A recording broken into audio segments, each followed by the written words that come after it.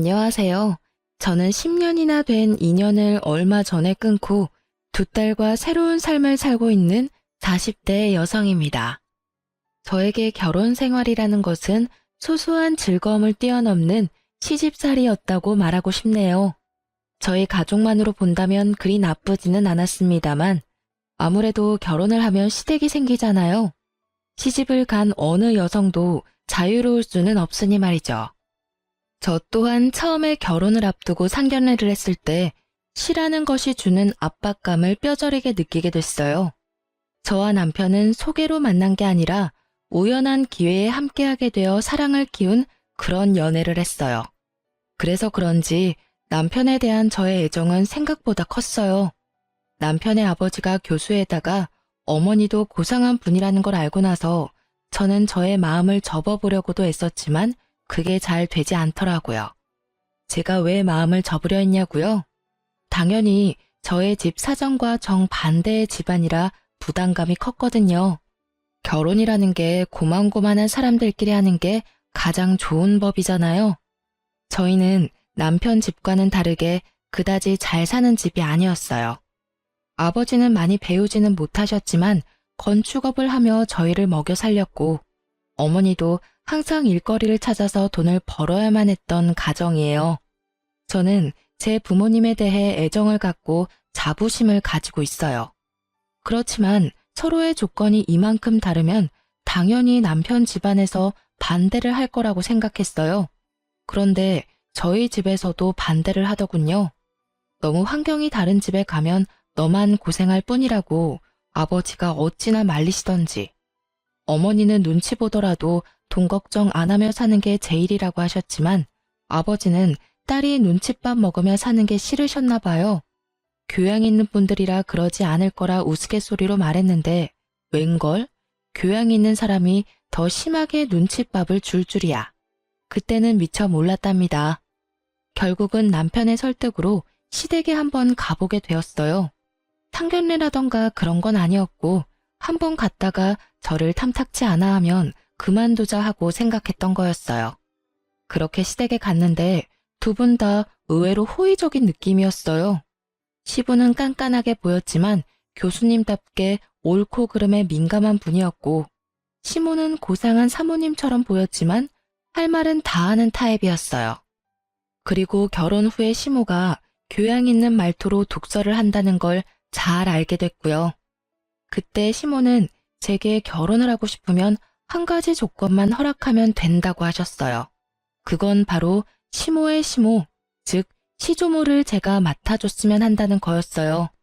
물론 이게 같이 살면서 돌보라는 거였다면 저도 허락을 안 했겠지만 당시의 시조모는 작고 왜소한 분으로 본인 앞가림은 다 할 줄 아시는 분이셨어요. 그리고 혼자서 좋은 집에서 잘 살고 계셨고요. 대신 시조모가 부를 때는 무조건 가야 한다는 게 조건이었어요. 처음에는 망설였는데 시부가 한마디 거들더라고요. 시조모를 돌본다면 시부모인 자기들은 모실 필요 없다고요. 그리고 시조모를 모시며 결혼하면 신혼집을 마련해 주겠다고 하셨어요. 그 이야기에 저는 마음이 확 기울었어요. 나쁘지 않은 이야기라고 생각했어요. 아무래도 없는 집에서 자란 제게 자가라는 건 상상만으로도 달콤한 것이었으니까요. 그래서 저는 그 일을 맞는 조건으로 결혼을 할 수 있게 되었죠. 그런데 문제는 시모를 모시지 않는다고 하여 시집살이에서 자유로울 수는 없다는 점이었어요. 제가 그 부분을 놓친 거였죠. 저는 결혼 후 첫째 딸을 낳고 그럭저럭 괜찮은 시간들을 보내고 있었어요. 시모가 말한 시조모를 모시는 일도 그렇게 힘든 일은 아니었어요. 오히려 시조모의 성품이 저와 잘 맞아서인지 둘이서 대화를 하는 게 그렇게 재미있을 수 없더라고요. 저는 애늙은이 같은 면이 있었고 시조모는 젊어 보이는 것에 민감했으니 어찌저찌 잘 맞았던 거였어요.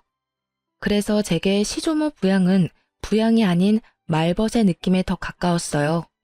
처음에는 빠릿하게 집안일을 해나갔다면 이후에는 차츰 시조모께서 그런 일은 아줌마를 부르면 된다며 이야기나 더 하고 가자고 하시더라고요.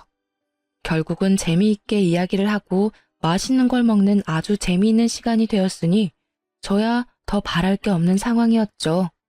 그렇지만 문제는 시조모님이 아닌 시모에게서 나타났어요. 제가 둘째를 낳았을 무렵이었죠. 첫째가 딸이었기에 시모는 둘째는 꼭 아들을 낳기를 원했어요.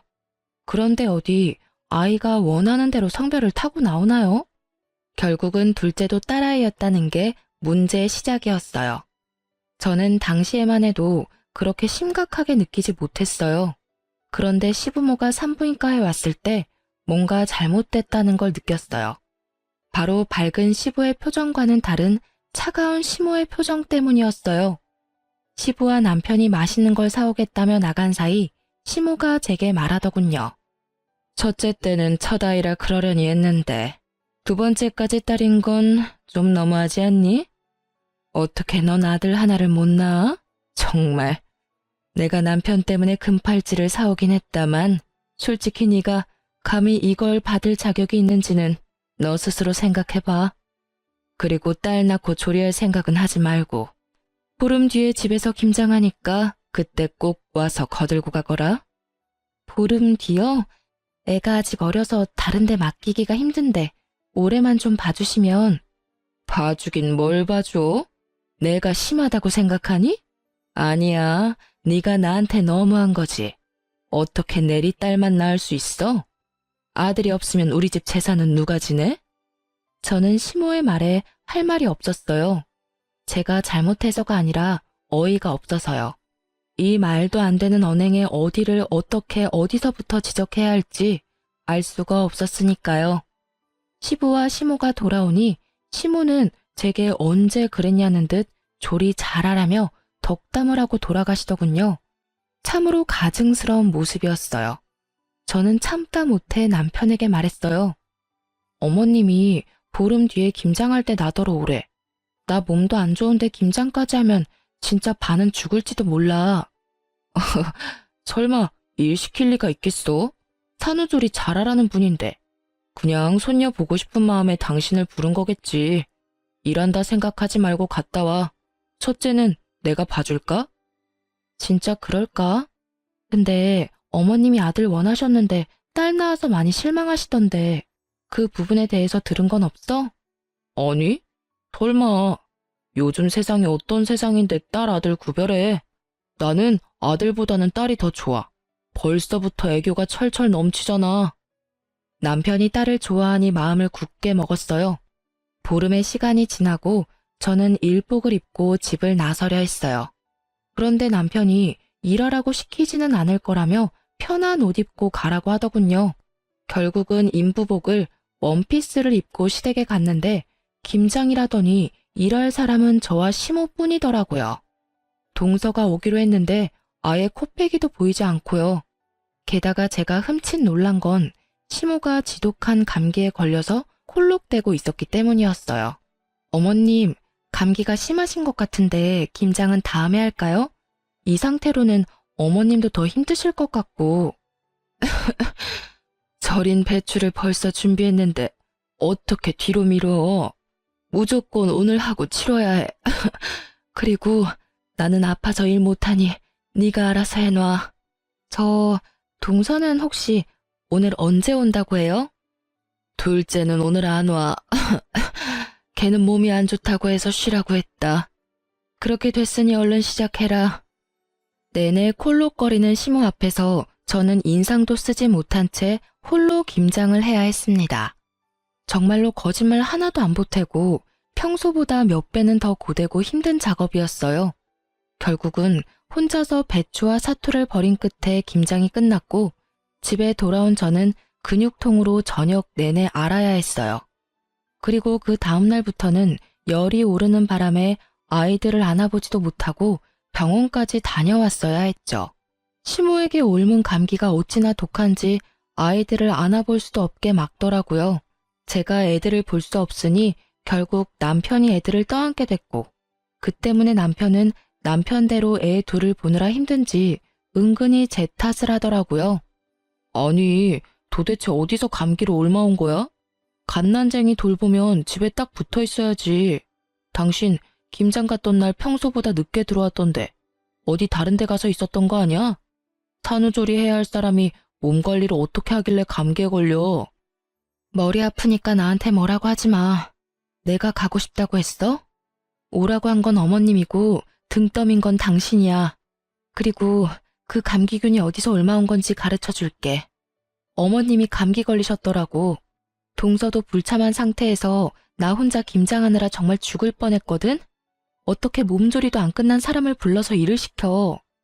당신한테 말하기 힘들어서 말 안 했는데 어머님이 나 둘째 낳고 무슨 소리 했는지 알아? 딸 낳고 무슨 산후조리 하냐고 혼내시더라. 그리고는 김장 오래잖아. 아들 못 낳은 게 내 탓이야? 내 탓이냐고. 그게 사람을 이렇게 못살게 굴 이유가 되는 거야? 결국 저는 터져버렸고 그 이야기를 들은 남편은 깜짝 놀라더니 그 길로 씩씩거리며 시댁에 전화를 하더군요. 어머니, 어쩌자고 출산한 지 보름밖에 안 된 사람을 불러다가 김장을 시킨 거예요. 그것도 혼자서 했다는데 대체 무슨 생각이신 거냐고요? 지금 집사람 아파서 몸도 못 가눌 정도라고요. 그것 때문에 지금 제가 얼마나 고생하고 있는지 알기는 아시냐고요. 걔가 아픈데 왜 네가 고생을 해? 며느리 좀 바꿔봐라. 너한테 일 시키는 거면 내가 한 소리 좀 해야겠다. 어머니가 지금 제 일을 만들어주고 있잖아요. 어머니가 집사람한테 옮긴 감기 때문에 집사람이 애를 못 보잖아요. 이제 막 보름 된 둘째에 감기라도 옮으면 어머니가 책임지실 거예요?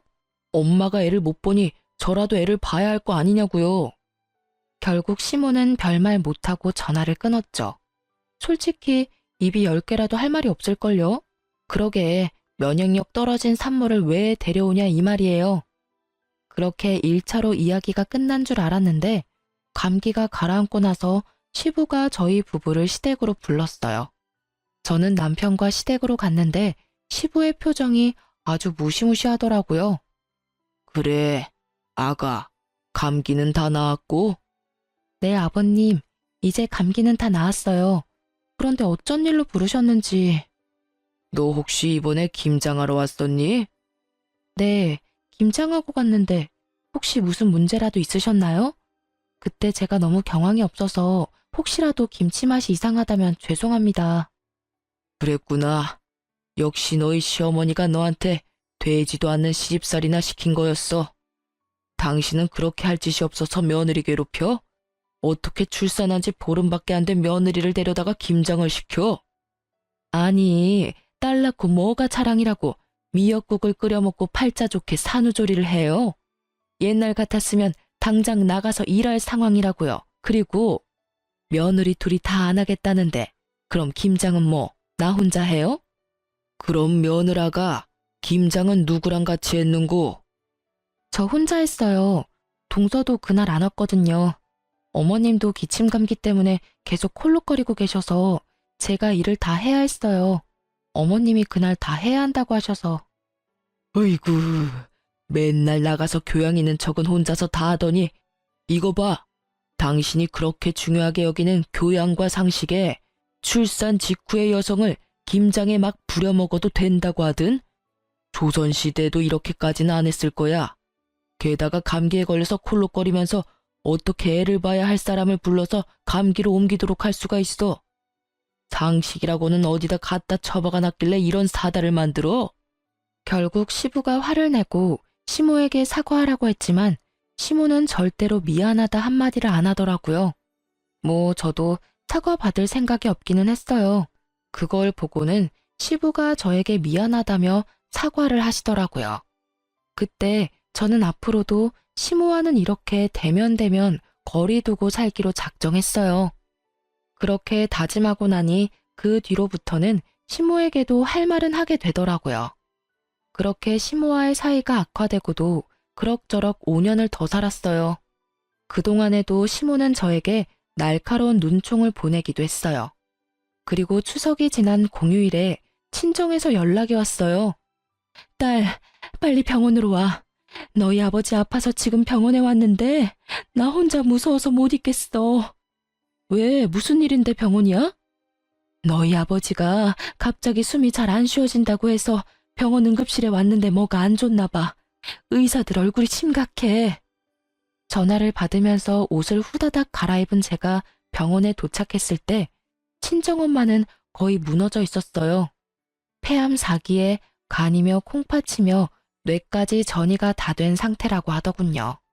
결국 수술은 불가하고 항암과 방사선으로 여명을 조금씩 늘리는 수밖에 없다고 하더라고요. 입원실에 들어간 아버지는 본인의 상태를 어느 정도 짐작한 듯 보이더라고요. 그리고 더 이상 치료에 희망이 없음을 느끼셨는지 집으로 가고 싶다고 엄청 떼를 쓰셨어요. 마음 같아서는 계속 병원에 두고 싶었지만 집이 보고 싶었을지도 모른다는 생각에 엄마와 저는 아버지를 집으로 데려왔고 가족 모두가 함께 하기로 했어요. 그래서 남편과 시조모에게도 미리 말을 했어요. 며칠이 될지 몇 주가 될지는 모르겠지만 친정에서 당분간 지내겠다고요. 물론 아이들은 데리고 가기로 했어요. 손녀들 얼굴 보면 아버지께 희망이 조금이라도 생기지 않을까 하는 마음에서 데리고 간 거였어요. 아버지가 너무 좋아하시더라고요. 병원에 있을 때보다 훨씬 얼굴이 좋아 보였어요. 물론 몸 상태는 안 좋으셨지만 마음이 편안해 보이는 게 보여서 저도 좋았죠. 그렇게 한 사흘쯤 됐을까요? 그때 시모가 급한 일이 있으니 시댁에 좀 오라더라고요. 아버지의 상태가 그리 좋지 않아 거절하려고 했는데 시모가 무조건 와야 된다는 거예요. 그만큼 중요한 일이 뭐가 있나 생각해봐도 전혀 생각이 나지 않으니 결국은 잠깐 갔다 오기로 했어요.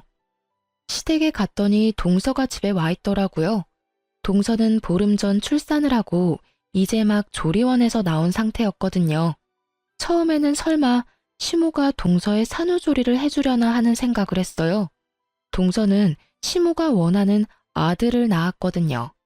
그럴 수도 있을 거라고 생각했는데 제 예상은 완전히 빗나갔어요.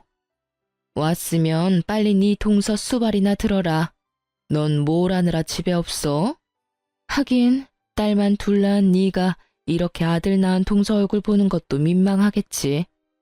그래도 이럴 때는 네가 솔선수범으로 와서 도와야 하는 게 맞는 거 아니니? 동서의 아들을 품에 안고 어르는 것을 보니 우리 아이들 태어났을 때가 생각나더라고요. 한 번을 안아준 적이 없으면서 손주는 아주 끼고 도는 모습을 보니 참으로 어이가 없더라고요. 제가 아무 말도 없이 미동도 없이 시모만 쳐다보고 있으니 뭐 하냐는 식으로 제게 말하더라고요. 뭐해? 설마 싫은 거야? 그럼 너도 아들을 낳았어야지. 아들도 못 낳은 네가 이 집에서 이 정도도 못하면 안 되지. 뭐라도 도움이 될 생각을 좀 해. 하기 싫은 티 내지 말고. 도대체 뭐가 문제인지. 우리 집 장손에 문제가 있는 건 아닐 거고 밭이 좋지 않은 거지. 그래도 둘째가 이리 아들을 척하니 안겨주니 얼마나 좋아? 시모는 이미 저와 이야기를 할 상황이 아니더군요. 저는 고개를 흔들며 동서를 봤어요. 설마 동서도 이 어이없는 연극 같은 일에 동조한 건 아니지 않을까 했는데 제 예상이 빗나갔더라고요. 동서는 침대에 누워서 저한테 말하더라고요. 죄송해요, 형님. 그런데 물 좀 가져다 주시면 안 될까요? 몸이 엄청 안 좋네요. 그리고 저 먹고 싶은 거 있는데 잡채랑 갈비찜 좀 만들어 주시면 안 돼요? 몸이 아직 안 풀려서 그런지 몸에 좋은 음식들이 막 먹고 싶네요. 실실거리며 시켜 먹으려는 동서를 보니 아주 배알이 뒤틀리더라고요. 출산 후 딱 보름, 저는 그때 김장을 하고 있었죠. 이런 극진한 수발 같은 거 받아본 기억도 없는데 정말 화나더라고요. 위독한 아버지 놔두고 여기 오게 만든 것도 열받았어요. 중요한 이유도 아닌 그저 동서의 산후조리를 위해 제가 가족과 보낼 수 있는 유일한 시간을 뺏겼다는 것이 너무 열받는 일이었거든요. 결국 이런 말도 안 되는 일에 제 입에서도 고운 말이 나오지는 않더라고요. 어머님, 제가 딸만 낳아서 미운 건 아시겠는데 때를 좀 가려서 이런 일 시키세요. 제가 분명히 아버지 위독하셔서 아버지 곁에 있어야 된다고 말씀을 드렸는데 이렇게 부르는 건 상식 밖의 일 아닌가요? 그리고 아들이 그렇게 좋아서 동서 수발 들고 싶으면 어머님 본인이 하세요. 왜 저한테 그런 일을 시키세요? 게다가 요즘에 도우미도 부를 수 있는데 일부러 저한테 시키는 것 자체가 저를 괴롭히려는 것으로밖에 안 보인다고요. 아시겠어요?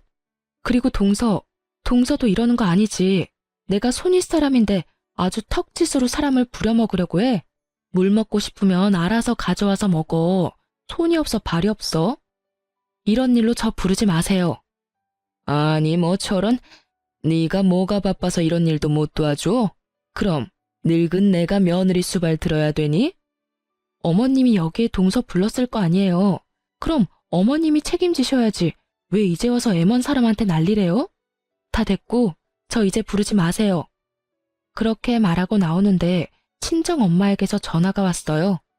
절대로 듣고 싶지 않았던 소식, 바로 아버지의 임종이었어요. 결국은 저는 시모의 이런 상식 밖의 행동 때문에 아버지의 임종조차 지키지 못한 딸이 되었어요. 그게 너무 원통하더라고요.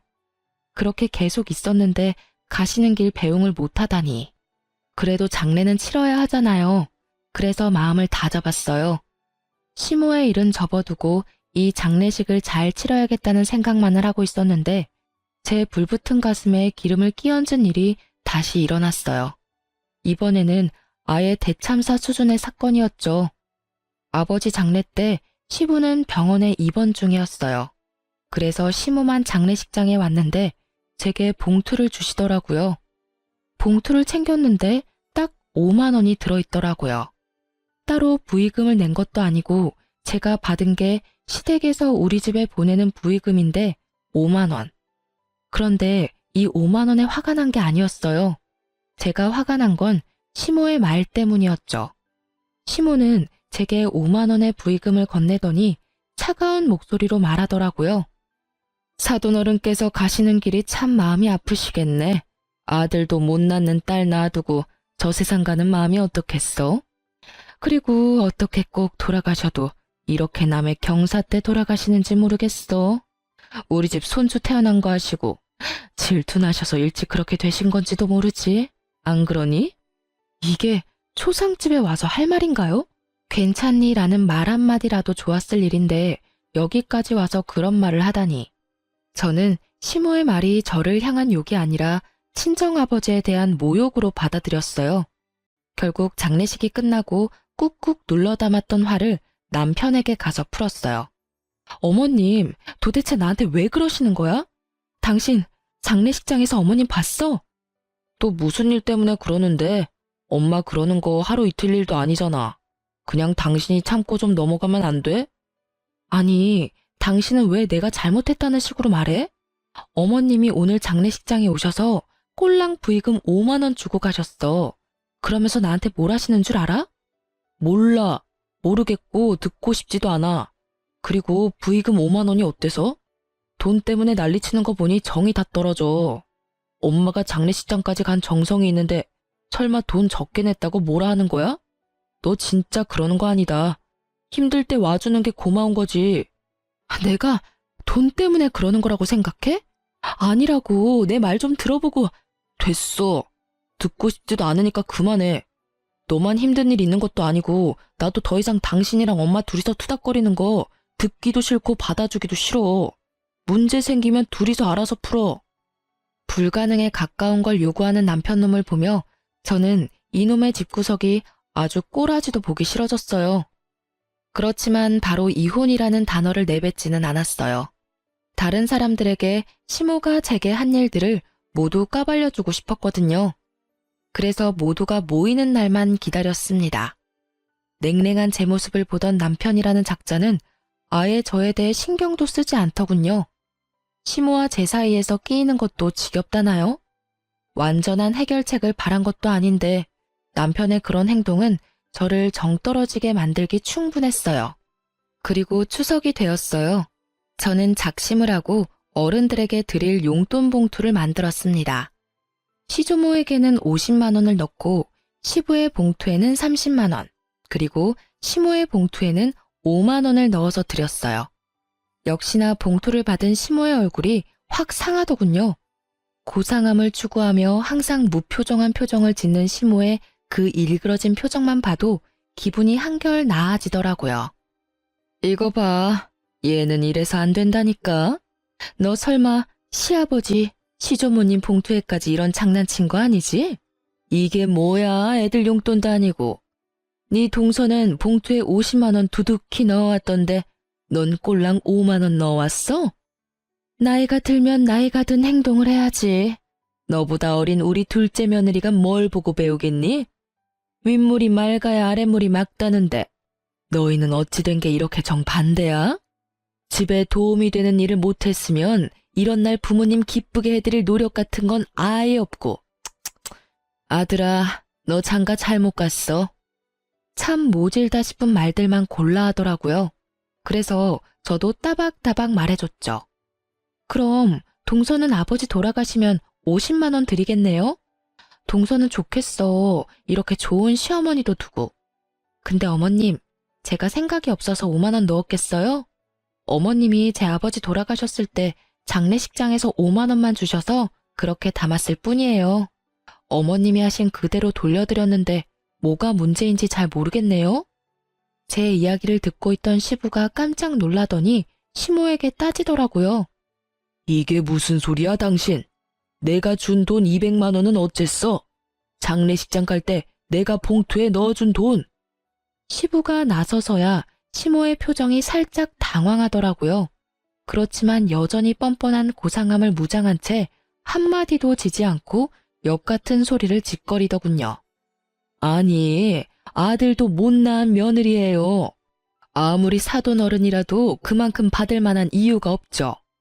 이 집안에 도움될 만한 일을 얘가 한 적이 없는데 왜 우리가 돈을 그만큼을 써야 해요? 그 이야기를 들으니 딱 감이 오더라고요. 시모 혼자 이 모든 일을 벌였구나 하고요. 여보, 그만 좀 해. 장례식장에서 5만 원 받은 일로 아직까지 꽁에 있는 거야? 내가 제발 좀 이해하고 넘어가자고 했잖아. 어머니 옛날 사람이고 아들 좋아하는 거 이미 잘 알고 있는데 새삼스레 왜 이제 와서 이러는데. 제발 조용히 좀 살자, 어? 그냥 장례식장 와주신 거에 의미를 두라고. 돈 같은 거에 연연하지 말고. 살면서 그 돈보다 더 많이 받을 수도 있잖아. 남편 놈은 시모 말을 듣고도 제 엄마 두둔하기 바쁘더라고요. 딸을 좋아하지만 엄마도 포기 못하는 거겠죠. 참 효자예요. 그걸 보는 저는 우라통이 터지지만요. 5만 원 받아도 상관없었어. 그런데 돌아가신 고인에게만큼은 예의를 다해야 됐던 거 아니야? 어떻게 장례식장에 와서는 딸한테 아버지를 욕보일 수가 있어. 도대체 무슨 생각으로 그런 말 하셨어요? 말해보세요. 아들도 못 낳는 딸 놔두고 가는 아버지 심정 운운할 때 도대체 무슨 생각을 하셨냐고요. 저는요, 당신 때문에 저희 아버지 임종도 못 지켰어요. 그 잘난 아들 낳은 동서 산후조리 수발 들라며 저 불러냈을 때 저희 아버지 돌아가셨거든요. 이러니 제 가슴에 못이 박히지. 아버지 마지막도 못 본 저한테 장례식장에서까지 그런 말씀 하셨어야 했어요? 그건 저를 욕보인 게 아니라 저희 친정 아버지를 욕보인 거라고요. 악에 받쳐 말하는 제 말에 시부의 얼굴이 터질 것처럼 벌겋게 달아오르더라고요. 뭐? 아니 이 옆에 내가 정신이 나갔어? 어디 장례식장에서 그런 막말을 하고 와? 그리고 임종 지키러 간 며느리를 왜 다시 불렀어? 그딴 쓸데없는 이유로. 내가 부끄러워서 고개를 들고 다닐 수가 없어. 다른 사람도 아니고 사돈 장례식장에서 그런 미친 짓을 하고 온 게 내 마누라라니. 그렇게 고상하고 상식을 찾고 돌아다니더니 이거 봐, 아주 단단히 미쳤네.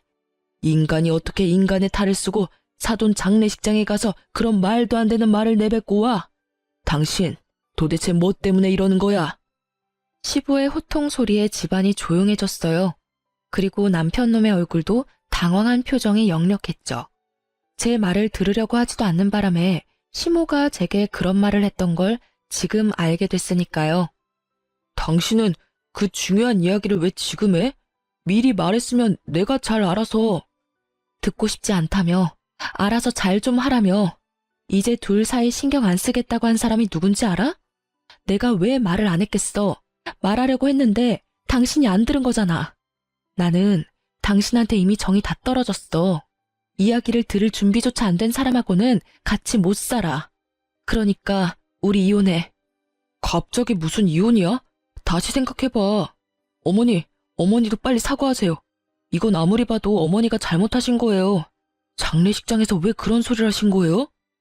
남편 놈이 그제야 뒤늦게 시모를 닥달했지만 시모는 눈도 깜빡하지 않더라고요. 이 와중에 동서는 두 눈 동그랗게 뜨고 구경만 하고 있고요. 조만간 둘 다 눈 돌아갈 일들이 생길 텐데 말이죠. 그때 시모가 차분하게 한마디 하더군요. 이혼해. 너는 뭘 그렇게 잘했다고 이렇게 당당하게 굴어? 아들도 못난 너 같은 건 이 집안에 필요 없어. 그리고 시어머니 못난 점 남들한테 다 까발리는 나쁜 며느리도 나는 필요 없다. 그러니 헤어져. 네, 못할 건 없죠. 저도 남의 아버지 장례식장에 와서 아버지랑 그 딸한테 나란히 모욕을 준 사람을 제 시어머니로 모시고 싶지 않으니까요. 저는 그렇게 말하고 말 한마디 없이 이 상황을 지켜보던 시조모에게 가서 말했어요. 할머님, 죄송해요. 제가 이제 돌봐드리지 못할 것 같아요. 다른 사람을 찾아보시는 게 좋을 것 같아요. 이제까지 잘 대해주셨는데 너무 죄송하고 또 죄송한 마음뿐이에요.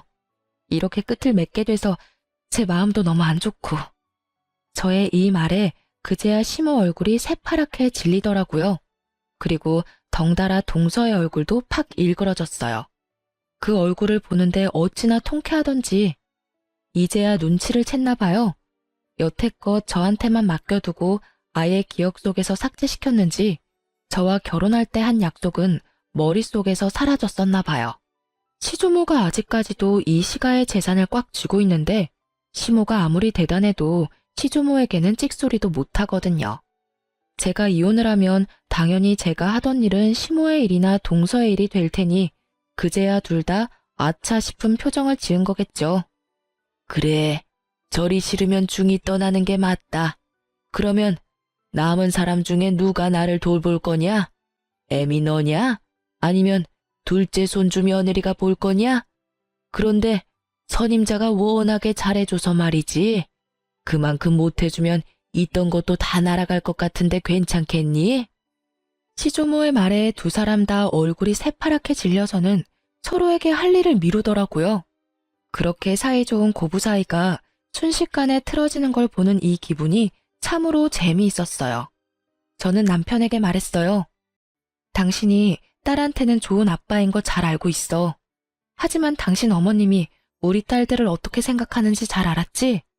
여기 둬봤자 손녀 취급도 안 해줄 것 같으니 내가 데려갈게.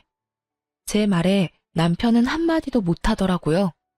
제가 이혼을 말해도 부모가 더 소중한 사람이더라고요. 그래서 그냥 버리고 가기로 결정했어요. 제게는 두 딸만 있으면 돼요. 그렇게 이혼 서류를 보내고 생각보다 아주 완만히 이혼을 하게 됐어요. 시부가 이 모든 사건을 알고 나서는 교육자 집안의 명예가 실추되느니 좋게 마무리됐다는 인상을 주기 위해 위자료를 주고 재산 분할을 통해 합의를 하게 됐어요. 저는 분할된 재산과 친권, 양육권까지 가지고 집을 나왔어요. 하지만 그것만 가지고 두 딸과 살림을 꾸리는 건 어려운 일이기는 했어요. 그래서 많이 힘들었지만 그런 저에게 도움을 준 건 의외로 시조모였어요. 이혼이 되고 법적인 절차가 모두 마무리되고 나서 한 달 뒤쯤 시조모에게서 연락이 왔어요. 그래, 나다. 혹시 오늘 시간 되니? 우리 증손녀들 얼굴 한번 보고 싶은데 나와서 밥이나 먹고 가. 맛있는 식사해놓고 기다릴 테니까. 네가 어색하게 느낄 수도 있지만 사람 인연을 어떻게 그렇게 딱 끊을 수 있겠니? 내가 그 집에서 그나마 정을 제일 많이 가진 게 너랑 네 딸들이었는데 얼굴을 못 보니 이렇게 적적할 수가 없어. 그 말을 들으니 마음에 미안함이 생기더라고요. 제가 시모와 갈등이 생겨서 이혼을 했지 조모와 갈등이 있었던 건 아니잖아요. 그래서 딸 둘을 데리고 시조모 집으로 향했어요. 그런데 집에 들어가니 시모와 동서가 부엌에 있더라고요. 열심히 음식을 만들고 있는데 냄새를 맡아보니 제가 좋아하는 수육과 꼬막 무침이더라고요. 설마 이 사람들하고 제외시키려고 불렀나 싶었는데 시조모가 나오더라고요. 왔니? 여기 얘들은 신경 쓰지 말거라. 우리 집 일 도와주러 온 애들이야. 오지 말래도 주말마다 와서는 온 집을 해집고 사람 마음만 불편하게 만들고 가는 것들이야. 딱 봐도 말에 가시가 돋친 것이 이들 사이에 무슨 일이 생긴 것 같더라고요. 제가 딸들과 함께 테라스로 향하자 시모의 눈이 저를 뚫어지듯 쳐다보더라고요. 제가 온 것이 무척이나 기분 나쁜지 표정이 어마무시했어요. 그렇지만 저는 손님 자격으로 온 것이니 싹 무시하고 시조모를 따라 테라스에 마련된 테이블로 향했어요. 너 앞으로 이렇게 말벗하러 올 생각 없냐? 늙은이 혼자 심심해서 안 되겠어. 그렇다고 또래들하고 놀기엔 내가 너무 정정하지 않니? 시조모의 유머와 독설은 여전했어요. 저는 웃으며 말했죠. 어차피 제 딸이 할머님의 피를 이었으니 제가 애들 데리고 만나러 오는 건 싫지 않아요. 그런데 저분들이 계시면 제 마음이 그리 편치는 않거든요. 제 마음의 앙금들이 다 풀리지는 않았고 언제 풀릴지도 모르고요. 풀린다 한들 이제 이혼해서 남인데. 그래? 그럼 네가 올 때는 저것들 안 부르면 되지. 앞으로도 시간 될 때마다 놀러와. 맛있는 거 먹자. 내가 늙어서 요양원 들어가기 전까지는 젊게 살아야 하지 않겠니? 네 하고 대답하려는데 시모가 둘 사이에 끼어들었어요. 아니 어머님, 무슨 말씀을 그렇게 하세요? 이 여자는 이미 남의 집 사람이에요. 그런 사람을 뭐하러 부르세요? 말벗하고 싶으면 제가 사람을 고용해서. 조용. 내가 언제 너 말하라고 했어? 있는 듯 없는 듯 조용히 있다가 가라고 했지. 넌 있는 사람 간수도 못하면서 또 어디 가서 사람 데리고 올 생각이냐? 너 생각하는 건 안 봐도 눈에 훤하다. 내가 혹시 재산 증손녀들에게 넘겨줄까봐 그것 때문에 이렇게 난리치는 거 아니야? 솔직히 걱정이 안 될 수는 없죠. 두 사람이 이렇게 가까운데 저라도 이 집 재산 지켜야죠. 그 말에 시조모가 두 눈을 치켜뜨더라고요. 네가 뭔데 이 집 재산을 지켜? 시모 봉양도 안 하는 며느리가 뭘 지킨다는 거야? 막말로 너 얘 결혼시킬 때도 네가 날 부양하기 싫으니까 며느리 앞세워서 나 부양하도록 시킨 거 아니냐? 그러면 재산이 가더라도 네 며느리한테 가야지 왜 너한테 재산을 줘? 10년을 넘게 내 말벗을 한 손주 며느리를 그런 식으로 사람 취급도 안 하고 내쫓아가지고 일을 복잡하게 만든 건 너다. 어머니, 정말로 이 집 재산 이쪽에 나눠주실 거예요? 그런 법이 어디 있어요? 이제 법적으로 완전 남인데. 완전 남이 어디 있어? 내 피가 이어진 내 손주들이야. 피가 이어지지 않은 건 너겠지. 이 집 재산이 네 거라고 착각하나 본데 아직까지는 내 명의로 된 재산이야. 내 재산 내가 알아서 쓴다는데 네가 뭔 상관이야? 시조모의 말에 시모의 표정이 뾰루통하게 변했어요. 대꾸하고 싶은 눈치였는데 더 큰 불호령이 떨어질까 참는 것 같았어요. 둘 다 하기 싫은 거 억지로 하는 얼굴로 와서는 일도 제대로 안 하고 집만 어지르고 가는 거 내 모를 줄 알았냐? 그런 주제에 재산이 탐이 나기는 나. 재산 가져갈 생각이면 간쓸게 다 빼다 줄 것처럼 살랑거려도 모자랄 판에 낯짝 뻔뻔하게 들고는 너희들 일 전부 직원들한테 시키는 거 내가 봐서 다 알아.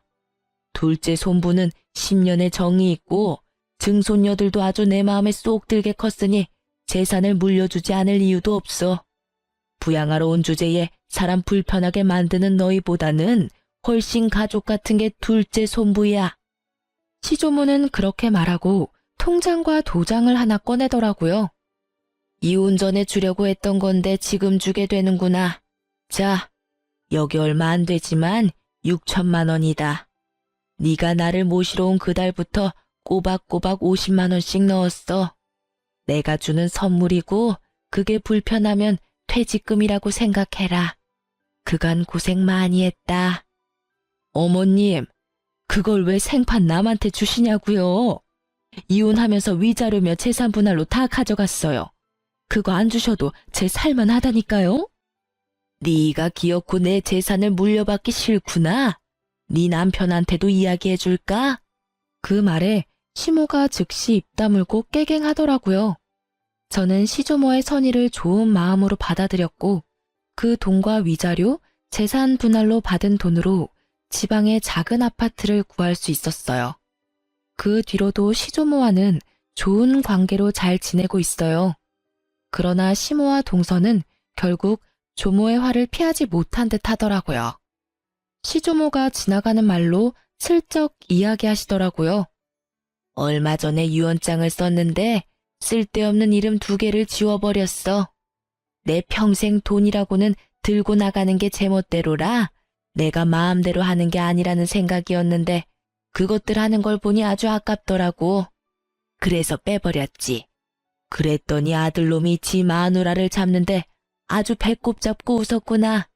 고상한 척 아주 혼자 온 집안을 들쑤시고 다니더니 결국은 남편한테까지 버림받을까봐 요새는 설설 겨. 그러게 처음부터 마음을 곱게 썼으면 이런 일 없었을 거 아니니? 그 말을 들어보니 결국은 시부에게도 미움받게 되고 동서도 시모의 그런 모습을 보고는 노선을 갈아탄 듯 보였어요. 그 이야기를 들으니 이상하게도 마음이 좀 후련해지더라고요. 제 마음속에 그만큼 상처가 됐었나 봐요.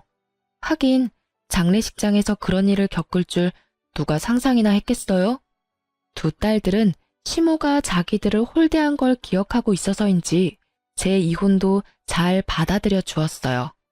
전 남편은 아이들을 좋아해서 자주 만나러 와요. 그러면서 매번 재결합을 말하더라고요. 그 사람도 사람인지라 저와 재결합하면 할머니가 자기에게 재산을 많이 물려줄 거라 생각했나 봐요. 저는 그런 총극에 어울려줄 생각도 없고 무엇보다 그런 큰일에 언제나 부혜자처럼 한 발 물러서 있던 전 남편을 용서할 생각도 없어요. 제가 시모와 사이가 나빠진 건 시모의 행동과 언행에도 문제가 있었지만 전 남편이 적절히 중간에서 중재를 해주지 않았다는 것도 크다고 생각하거든요.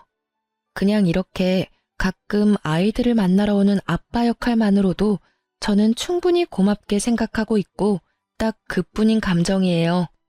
저는 시모 때문에 재혼 생각은 아예 없이 그냥 살고 있어요. 이렇게 간섭받지 않고 자유롭게 사는 게 더 재미있기도 하고 힘든 일도 분명히 많지만 그것을 모두 덮을 만큼 마음이 개운한 것도 있어요. 처음 이혼할 때 홀로서기에 대한 두려움이 있었는데 지금은 전혀 그런 마음이 없거든요.